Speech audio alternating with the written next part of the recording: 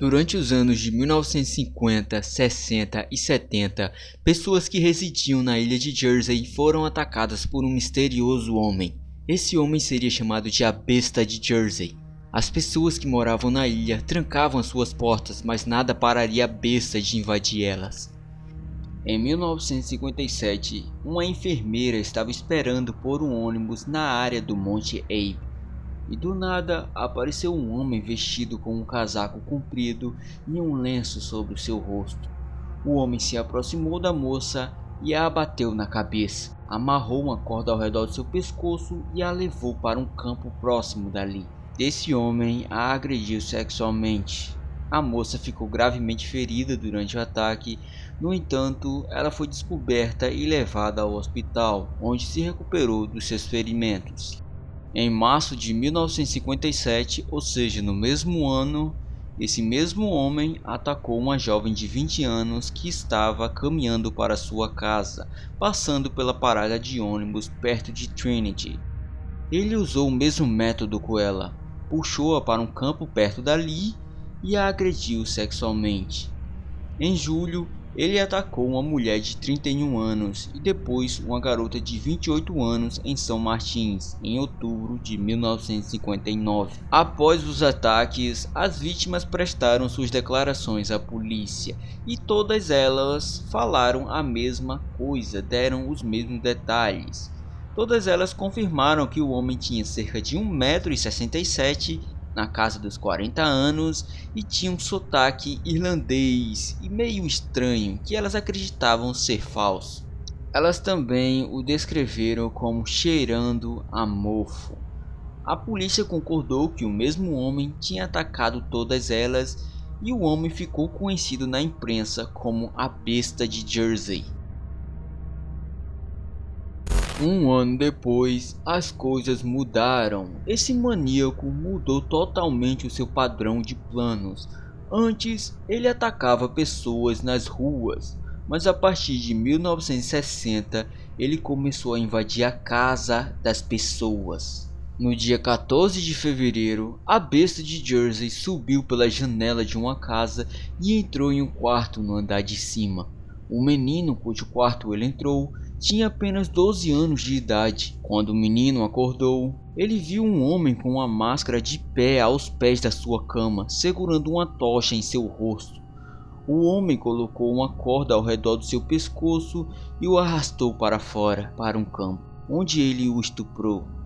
Quando a agressão terminou, o homem levou o garoto de volta para casa e fugiu do local.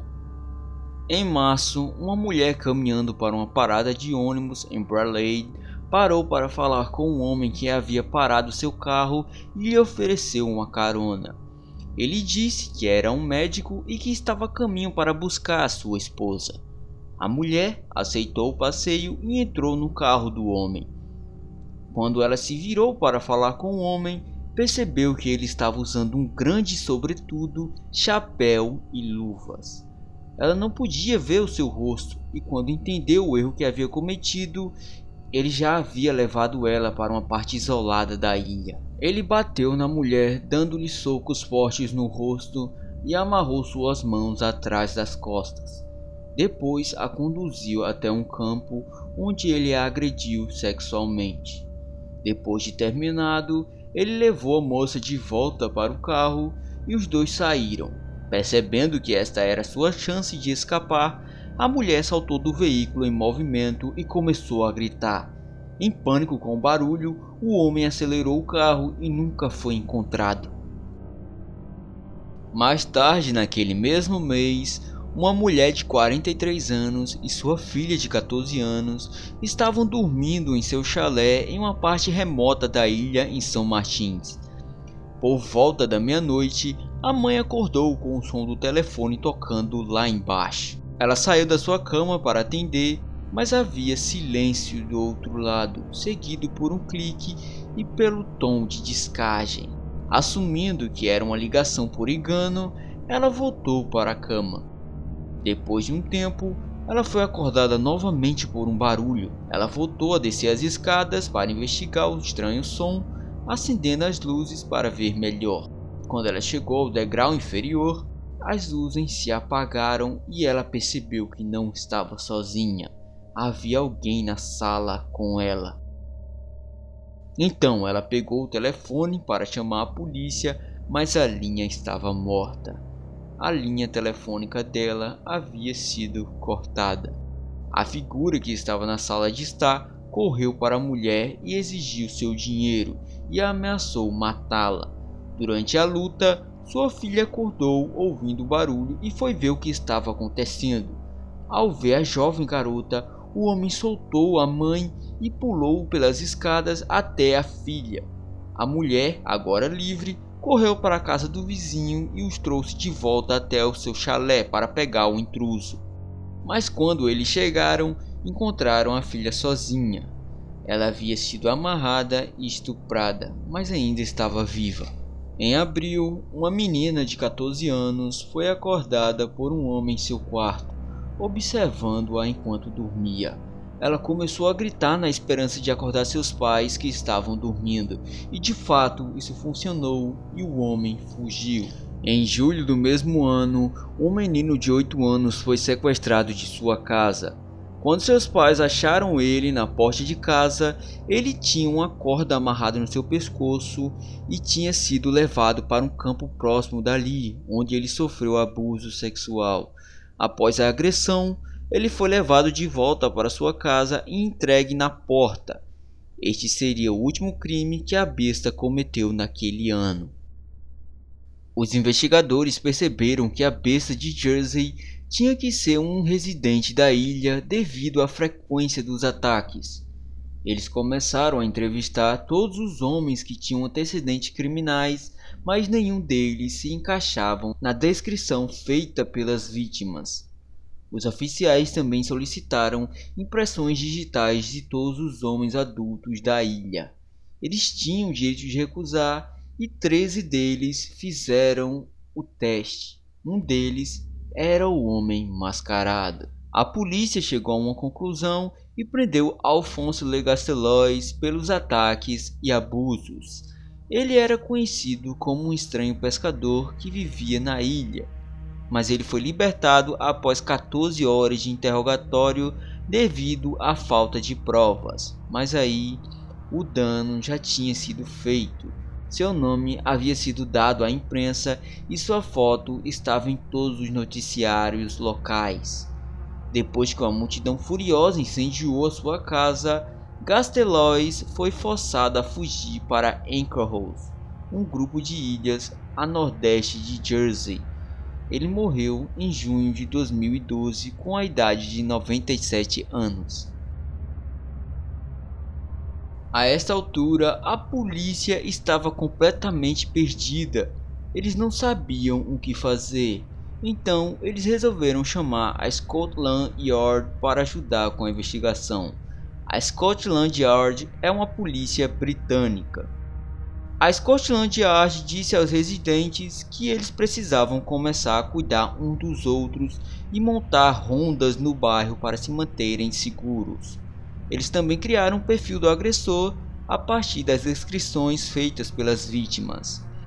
Esse agressor tinha por volta de 40 a 45 anos de idade, com 1,67 m de altura.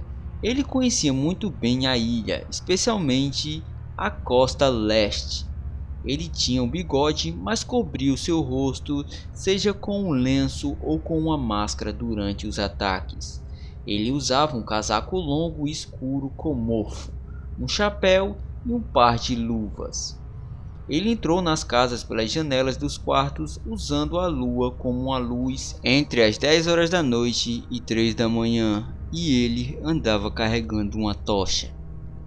Apesar do perfil, os investigadores chegaram a um beco sem saída, mas o bom foi que os ataques pararam por alguns anos.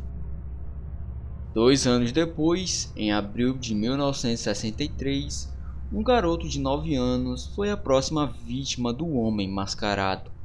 Ele foi levado de sua casa para um campo com uma corda ao redor do seu pescoço e foi sodomizado. Como antes com as outras vítimas, ele foi levado para sua casa após o ataque. Em novembro, O mesmo aconteceu com um garoto de 11 anos. E em 1964, durante julho e agosto, uma menina de 10 anos e um menino da mesma idade que ela também foram atacados em suas casas.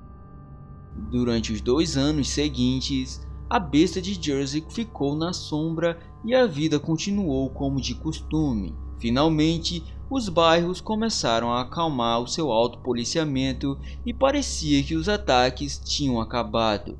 Até que em 1966, a polícia recebeu uma carta do homem mascarado. Prezado senhor, acho que já é o momento de lhe dizer que você está apenas perdendo o seu tempo, pois cada vez que eu cometi os crimes, eu sempre tive a intenção de fazer e lembro que não vai parar por aqui. Mas serei justo com você e lhe darei uma chance. Nunca tive muito nesta vida, mas pretendo conseguir tudo o que posso agora. Eu sempre quis fazer o crime perfeito e o fiz. Eu não sou um maníaco, mas gosto de brincar com vocês.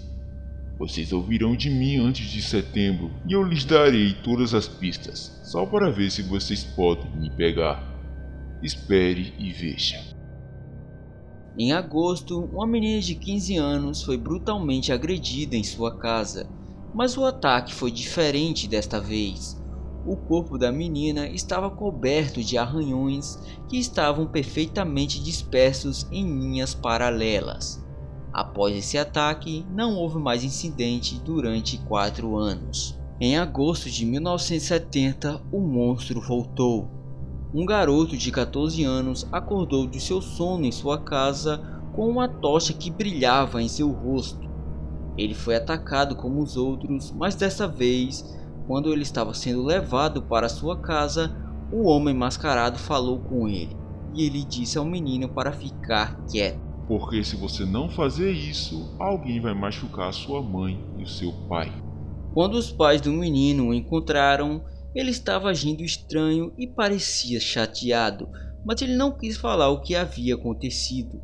Eventualmente, ele lhes contou e foi levado ao hospital, onde um exame mostrou que ele também tinha os mesmos arranhões que aquela menina de 4 anos atrás tinha sofrido. Além disso, o rapaz disse à polícia que o homem tinha o cabelo preto espetado e estava usando uma máscara assustadora. Ainda em 1970, 2 oficiais estavam fazendo a sua patrulha noturna. Era por volta de meia-noite quando eles pararam em um sinal vermelho no distrito de St. Helier e um carro passou o semáforo. Os oficiais perseguiram o motorista que estava tentando desesperadamente fugir. Ele dirigiu do lado errado da estrada e subiu em aterros e trilhas, mas finalmente bateu em uma sebe e finalmente parou em um campo de tomates. Quando ele saiu do carro, começou a correr, assim como os oficiais que o perseguiam. Ele acabou sendo derrubado no chão e preso.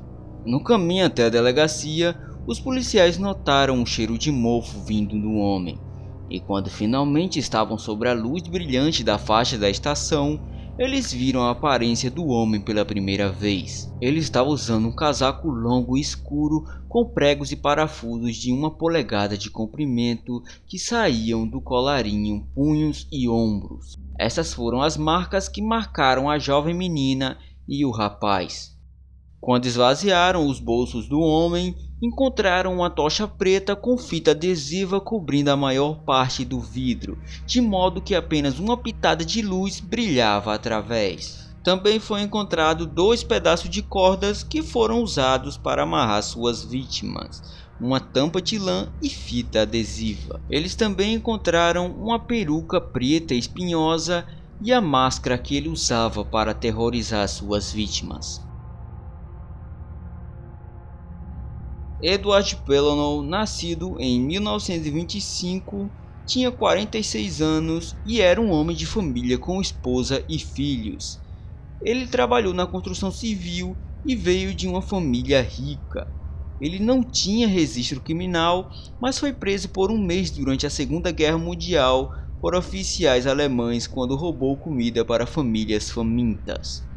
Ele se vestia de Papai Noel no lar adotivo de crianças onde sua esposa trabalhava e as crianças o chamavam de Tio Ted. Quando questionado sobre a roupa que estava usando e por que estava andando em alta velocidade, ele disse aos investigadores que ia a uma orgia e não queria ser reconhecido.